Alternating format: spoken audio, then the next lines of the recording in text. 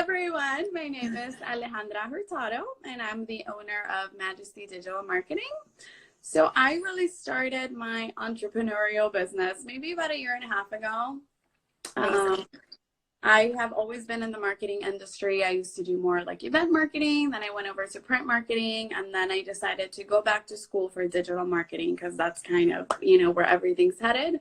Yeah. So I got my master's. Yeah, I got my master's in digital marketing. And, they just talked so much about businesses and entrepreneurship in my program that I was like, I want this. And I kind of knew that I always wanted to have my own business. So I was just like, well, the time is now. Yeah, seriously. We're here to do your 2020 social media strategy. So we'll just dive right in. So can you tell us what a social media strategy is? Yeah. So a social media strategy is basically a plan that's going to outline, your goals, your strategies, and what your action plan is going to be. And it's important to have it so that you know that the time that you're spending on social media is actually going to bring benefits to your brand or business. Definitely. I love that. Yeah, especially because it's so easy to get trapped in the scrolling and then also comparison games. So this just really gets you headed exactly where you want to go. Yeah. And if you have a strategy, again, you have an action plan that you can do as opposed to just, what am I doing today? Yeah. How do you start and how do you break it down? How would you coach somebody through that?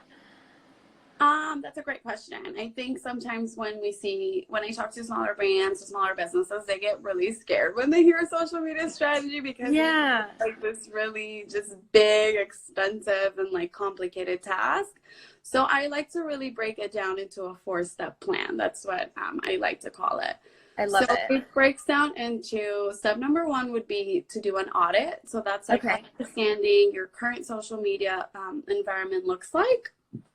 The second step is the development step, which is, developing your plan, understanding what the key components on that plan are, and your content plan also.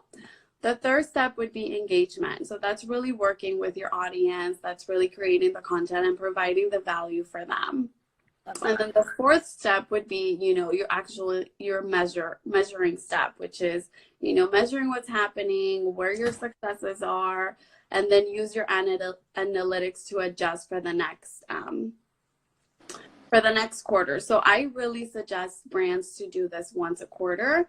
Sometimes it's not doable. I get that, every business is different, but I would say if you can do it once a quarter, you're going to see better benefits as doing it for the whole year or even for 6 months. I think quarterly is definitely the way to go. No, obviously everyone's on Instagram, but there are so many other social media networks too. It can be a little overwhelming. What are your suggestions on what networks to be on, what social media networks to be on? Yeah, that's a great question because not every network is for every brand. And I think especially if you're a smaller business or a smaller brand, you have to be really careful and really strategic on where you spend your time on.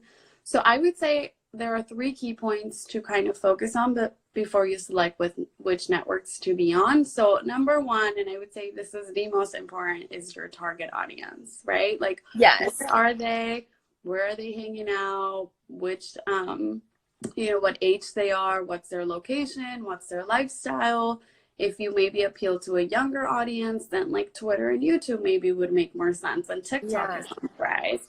If you are more of a B2B, then LinkedIn might be the best one. So it's really just knowing where your target audience is. The second thing is kind of looking at where that network fits into your marketing program. I think something to just keep in mind is that your social media strategy should be part of your overall marketing plan and part of your overall business plan, but it shouldn't be the be-all end-all for your marketing. Definitely. Yeah, so that's another thing, just where does it fit into my marketing goals? And then the third one is really just understanding your tone and your brand. If you're more of a goofy brand or more of a funny brand, then again, Twitter is more where you want to go for that. If you're more serious and just very business oriented, then again, maybe LinkedIn and Facebook is the way to go. So just like I would say those 3 key points are what you need to focus on before you select the networks that you want to be on. Yeah, that is great. But seriously, great advice. Like, always go where your audience is. Yeah, which I think that's most important. Yeah, definitely. I know we had our 4 steps. Do you want to Yeah. walk us through kind of how you would start your, like, how you would advise somebody to start their strategy for 2020? Yeah, of course. Okay. So again, step number one is your audit. So that's just kind of focusing, seeing what networks you want to focus on. Again, looking at those 3 key points and saying, okay, these are the social media accounts that I want to be on. Yeah. Another part of the audit would be just looking around the platforms and seeing, is your name taken, if maybe someone else is using it, and kind of, you might not be on Twitter now, but if you want to be on in the future, I always recommend brands to just snag up the usernames, even if you're not going to use it, because you just never know. And then maybe when the time comes, you won't be able to get the one that you want. So that's number one of, step number 1 is doing the audit, just kind of seeing where everything is. Step number 2 is the development step. So when you're doing your developing step, you want to develop your strategy by establishing your business goals and then see how those translate into social goals. Okay. So for example, if your business goal is going to be to increase brand awareness, then your social goal is going to be to increase your overall reach. If your business goal is going to be known as the thought leader, then your social goal is going to be to increase your comments and your inbound links. If your business goal is going to be, sales, and your social goal is going to be to increase online purchases. So again, this is where, where your social media comes into play for your business plan, but that's not your entire marketing plan. I do think that a lot of brands, especially smaller businesses, we just want to do everything all the time. And that's just not really doable. So I definitely recommend sticking to 1 business goal, maybe 2 if you're a bigger brand or you just have more resources available to you. But I would say stick to 1 goal per quarter, and that way, you'll know exactly what you're shooting for, and then you know exactly what you're going to get at the end of it. Love it. Thank you. Yeah. So once you kind of have, your business goals, you see which one you want to really focus on, then you want to set your SMART goals, which is, goals that are specific, that are measurable, attainable, relevant, and time-based. So I think it's important to be specific. My business goal is brand awareness, so I'm going to focus on my reach. So what's going to be a very specific goal? It's going to be, increase my reach by 10% by the end of this quarter. So once you have a very specific goal that you can measure, then at the end of the quarter, you can say, okay, I did reach my goal, or no, I didn't. And then we can see why we didn't reach it or where we need to change. So that's why it's important to have just kind of specific goals. And I really tell businesses to really stay away from, vanity metric goals, like just increase followers or increase your likes, because a lot of them, that's really what they're focused on. But there's no point of having 10,000 followers if 2 of them are going to buy from you. Definitely. Can you elaborate a little bit more on that? Because that is so important. Yeah. Thank you. I would say, again, like vanity metrics, they're good to look at, but they're not necessarily going to move your business or take them to the next level. Definitely. So you want to focus more on engagement and connecting with your, even if you have, right now on Basic Brands, we have 2,000 followers, but those 2,000 followers are super loyal and raving fans, which is awesome. And so connecting with them and connecting with you is more important than just having 10 million followers that maybe aren't gonna won't convert or just there to be there. Yeah, and it's a smaller business. You'd rather have 100 people that are constantly supporting you and buying from you than 10,000 people who don't even like your posts or don't even interact with you. So I think it's just really important to, as a smaller brand, to kind of stay away from that. Focus on, your overall marketing plan and your overall business goals. Definitely. I love that. So important. Yeah, so after you kind of have your goals, you set your SMART goals, then the next step would be to actually develop your content strategy.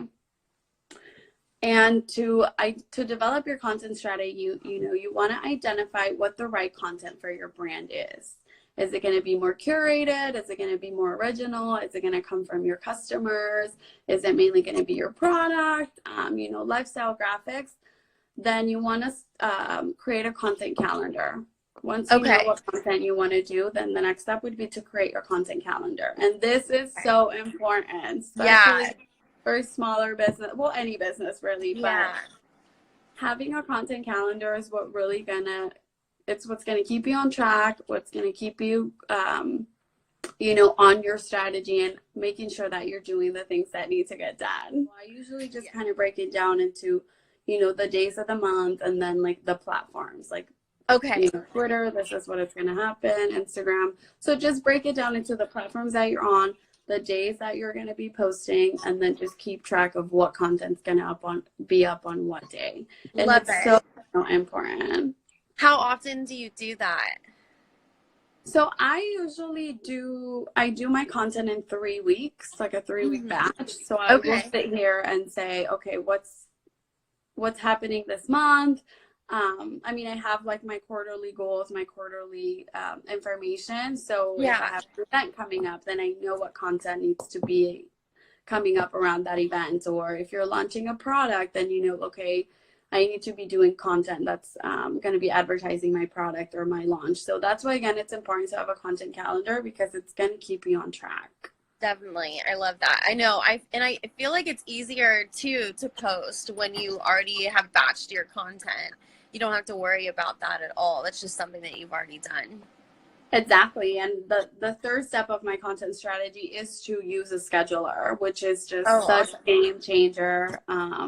Because you don't have to keep worrying that day, like, what am I going to post today? You did your content for the next 3 weeks. You schedule it. It's going to be going out on the days that you need it to. And then you won't have to be worrying about, again, the day of. And so those are like very, very important steps. Just having your content calendar and use a scheduler. I really like Hootsuite and Planoly. Those are kind of my two. Yeah. But there are so many out there. You just got to find the one that you like the most. Love that. I use Planoly and I love it. Yeah. It's so helpful. Yeah, it's amazing. And I love Planoly because you can see what your feed's going to look like. Yeah, exactly. And adjust accordingly. Exactly. Yeah. How do you decide on what to post? That's a great question. I think a lot of small businesses sometimes, and I talk a lot to service-based businesses where they're like, I have no idea what to post. I don't know. And it really just kind of, what is your brand positioning and your tone of voice? So that comes into play. Are you more of an educational brand, more of an inspirational? Do you want to be more friendly? Do you want to be more professional? If you're more of an educational brand, then that maybe you want to put some how-tos up there, or do some vlogs and kind of just throw out more educational content. If you're more of a inspirational brand, then maybe some quotes is what you want to do, or maybe share stories of other people doing great things. So just really understanding, like what your positioning is in the market and what your tone of voice is going to help you decide what content to post. Another thing is also, what issues are important to you. Maybe you want to talk about industry news or political news or current events or even pop culture if that's something that you're into. So really your content can be anything that makes your brand what it is. Perfect. Love it. Yeah. And then another thing is also, what is your community interested in, right? Like a little bit of market research is going to get you that answer. When people are looking for your product or your type of services, what are they really looking for? Are they looking for more educational? Like, are they looking for more blog posts, for more how-tos, or are they looking more for just inspirational, motivational stuff? So really understanding your target audience is going to help you so much with your content. That is such great advice. How do you typically find out what your target audience wants? So again, since it's a lot of market research, I would just Mhm. really kind of look at your competitors, see what's working for them, what isn't really working, what's resonating if you have similar audience, what maybe are the posts that are getting the most likes and the most engagement, then those are Yes. really good pieces of content. Yes. As opposed to maybe they're doing something and people just are getting thrown off by it or just aren't really into it, then that's the content you want to stay away from. And really just interacting, talking to people like, oh, what do you like to see on Instagram? Before I started Majesty, I actually, I had a survey and I asked my ideal clients, what are you looking for when you're looking for marketing needs? And people will tell you if you ask. Yeah, and it's literally the best feedback because that's who you're targeting. Exactly, and it's coming directly from them, so that you're going to be giving them the value that they're looking for. Definitely. I love that. So, I might be skipping ahead here, but we have talked a lot about making sure, going back and measuring how you succeeded and what you did and what posted well and what didn't do well. Can you tell us how exactly to do that? Like how to use the insights tool on Instagram for one, on different platforms.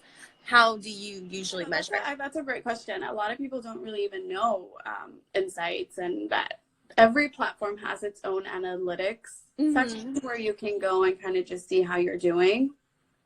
So for Instagram, they do it on a weekly basis, and it's important to keep checking them on a weekly basis because you don't get it at the end of the month how you did. Yes. So I suggest as a small business, kind of keep track every week of what's going on. And then at the end of the month, then you can compare all your insights. If you do use a scheduler, they have analytics in there for you. Okay, and you can do it monthly. You can pull reports. And that's it's a little bit easier once you have a scheduler because it actually gives you a whole report of pretty much everything. Okay, cool. Yeah, and it's kind of important to look what metric you're looking for because a lot of times they give you so much information, but not everything is really important or relevant to the business goal that you have in mind. Okay, gotcha. So, can you break that down just a little bit, like what you would want to look at for different aspects? Yeah. So, for example, again, if your business goal is to increase brand awareness, your social goal is going to be to increase your reach. Okay. So the metric that you want to look at is the total amount of impressions. Okay. So that's going to give you the number, whether it went up, whether it went down. So that's the metric that you're looking for. If your business goal is to be the thought leader and the person people go to in your industry, your social goal, again, it's going to be comments and inbound links. So your metric that you want to look for on social is how many mentions you got, how many comments you got, how many messages you got. Okay. Again, if your business goal is word of mouth, your social goal is going to be, shares and retweets, and that's pretty straightforward. The metric that you're going to be looking for is how many shares you're getting, how many retweets. So it's really important to know which metric to look at. Yeah. That's relating to your business goal, because again, the insights will give you so much. Step 3 of the whole social media strategy is engagement. And sometimes people are like, what? Why would engagement be part of, your strategy? But right now, engagement is king. I mean, every social media platform, they just want you to be engaging, and they want, to keep you on the app as long as possible, and your audience on the app as much as possible. So if you're giving them that engagement that they want, they're going to help you. The more that you're engaging on Instagram, the more that they're going to be showing you to other people. So I think it's so important. And I put it as part of my strategy because a lot of business owners kind of forget. Yeah. And when you're not on there actually posting, you're just like, oh, it's going to get posted. I don't even have to look at my social. Yeah. And that is a really big no-no. Yeah, exactly. When it comes to the social world. So I really say, I suggest brands to just include it in their strategy Okay. because it's going to be one of the biggest drivers in your social media. So I usually say, schedule 15 to 30 minutes a day where you're really just interacting, you're liking, you're commenting, and you're really being just social. That's what Right. social media is for. And just like a little quick tip, it's not always doable, but engaging 15 minutes before and 15 minutes after your content is Okay. basically a game changer. Oh, It's that's not a really good advice. I haven't heard that before, so I really like that.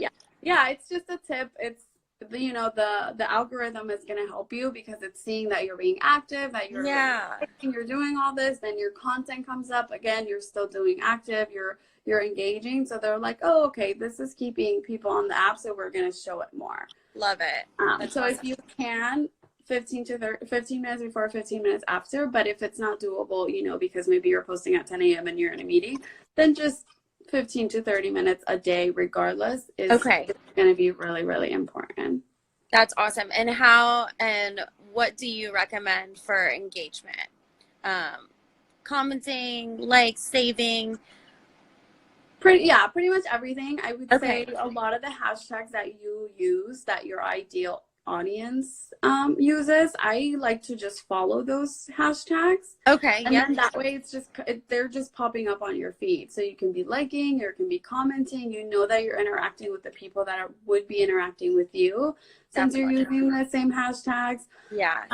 Another great way to increase your engagement is just using call to actions in your actual content. So in your captions, just, leave a comment if you agree, or, tag your best friend, whatever that's. Yeah, we do that a lot. Yeah. And it helps people because people know, okay, I'm looking at this piece of content. What am I supposed to do after? Yes, you're so right. Yeah. So that really, it helps with engagement so much. I love that. Such good advice. And I think a lot of brands use social media to talk at their clients and not necessarily to them, just kind of I'll throw this piece of content and then I don't ever see you again or do anything. Yeah. And that's not really what social media is for. So definitely to your ideal clients, talk to your followers, engage with them, and again, that's going to help you just give them more value and be a better brand for them. So Liz asked us a question. She said, what's the name of the scheduler apps again? So the one we talked about is called Planoly, Planoly, and that one's good, but it's only for Instagram, Facebook, and they just added Pinterest. Oh, okay. They just added Pinterest. But cool. And then I use Hootsuite, which is you can link any account. So that's good for Facebook, LinkedIn, Pinterest, Twitter, pretty much all the platforms. But I like to use both because Planoly gives you the option of actually seeing what your feed's going to look like when a lot of the other schedulers don't. Okay, that's good. I didn't know that either. Yeah, it's super easy. And then they give you the option to move it around in case you want to edit it. And Planoly has a really cool hashtag section too, where you can save hashtags. So you just save a bunch of hashtags with different titles because you don't want to be using the same hashtags over and over again. That's another little tip because Instagram thinks you're spam. So make sure you're switching out your hashtags. And Planoly has this really cool thing where you just save a bunch of them, and then depending on your content, then you can add the hashtags that are relevant to it. Question. Let's see. Leanna says, is there any scheduler that allows you to schedule IG stories? So Planoly actually lets you schedule IG stories, but they don't post them automatically. So you just kind of get a reminder like, hey, you have a story that you need to post, and then you just go in there and then you kind of post it yourself. But I do that also because it just helps you remember to actually post your stories. Yeah, I love that. Okay, do hashtags on your post stories really matter anymore? That's a great question too. Yes, that is a great question, and the answer is yes. If you want your stories to be seen more, you can add up to 10 hashtags on your story, but I've seen that the sweet spot is about 5. Okay, good to know. And if you don't want to show, your hashtags, you can make them very, very small, or Yeah. even hide them behind your picture if you Yep. don't want to just seem like you're overly putting hashtags. But yes, it definitely helps. But, and do you recommend doing 30? Well, you can't post more than 30. Do you recommend doing 30 hashtags on each post? You know, this is kind of one of those things that some I've heard yes and I've heard no. I've heard the sweet spot, and I usually try to use around 20. Okay. Because again, when you do too much, Instagram assumes that you're spam. Okay.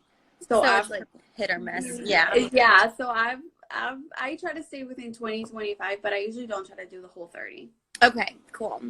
Good to know. And then also hashtags are still like growing because you can follow them now on Instagram. So they really do want you to use them. Yeah, and Instagram is kind of even becoming a search engine. I mean, yeah. They're only going on Instagram finding anything. So if you're using the right hashtags, you will get found. When you search hashtags, you see stories pop up also. So that answers the previous question, because even when you're on the explore page, a lot of times you see stories. So they're really, really pushing stories too, because they're just growing so much. Yeah, you're right. That's so true. You recommend always having a story? How many story slides do you do? Yes. So I definitely think you should be showing up on stories every day if you can, or at least every day that you're posting content. Okay. I would say no more than 10 stories. That's kind of overkill, but you know, between 3 to 7 would be kind of the sweet spot, but definitely use stories. It's a great way to interact too. I mean, you have questions, you have polls, you have so many things that you can do with stories that why not use them? And it just makes it fun. It gives it that social interaction. So definitely stories. Love it. What's the importance of IGTV? IGTV is a great tool because it's giving you that added time of video space on Instagram. Yeah. And something that I always like to say is, if a platform is putting something out there, they want you to use it. So again, if Instagram made this IGTV and you're using it, they're going to like you and they're going to help you and they're going to want people to see that. So definitely just keeping up with a lot of the tools and a lot of the resource that they provide for us is great, because they want that. They want you to use IGTV. They want you to create more videos and content. So if you do what they want you, they're just going to help you. Okay, is going live just as important? I would say yes. What do you think? I think so too. I think going live gives you that like one-on-one connection with people. Like right now, you know, people kind of feel like they're in the room with us, which is amazing. And that's what you want. So I think going live just gives you that one-on-one connection that sometimes you don't get from just posts. Yes, I totally agree. And it's so cool now you can do live with somebody else. Like we're doing right now. This is amazing. Yeah, I mean, we're love it. all the way across country. We really are. It's awesome. You're in California. I'm in DC. It's so cool. Love it. Okay, another question. Best way to go after clients? Do you recommend ads when you're first starting off? This is a great question too.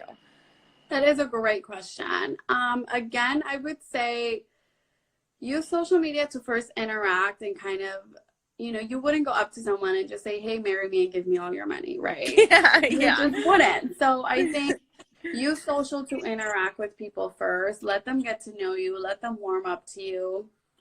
Don't be super salesy, because no one wants to log on an Instagram and just be sold to all the time. It's a really big turnoff, especially on social media. And then ads, I think, yes, you know, boosting and kind of adding a little bit to your post, it's going to help. It's going to help your reach. It's going to help your impressions. But I think it's important, and something that I love that someone brought this up, because I think small businesses think they put an ad out there and like, oh, I didn't get any sales. Right.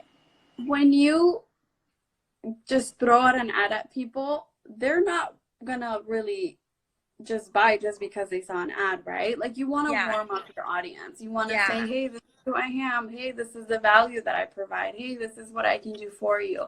Then kind of start throwing ads in there. But I wouldn't suggest to just start off and just bombard people with ads, because they're just going to think you're that like really annoying sales person. And that's not what you want to be. Yeah, definitely. Will you please go over everything are the most important key parts to planning your social strategy? Yes, so I'll just kind of go back to the 4-step plan that we talked Perfect. about. So the 4-step plan breaks it down to the first step is doing your audit. Again, understanding what your current social media environment looks like. The second one is the development stage, which is, developing your plan and understanding what the key components of that plan are, which is your business goal, your social goals, etc. The third step is your engagement step, which is working with your audience, content creation, and providing value. And the fourth step is measuring. So that's, measuring what's happening, see what your success are, and what you need to readjust for the next quarter.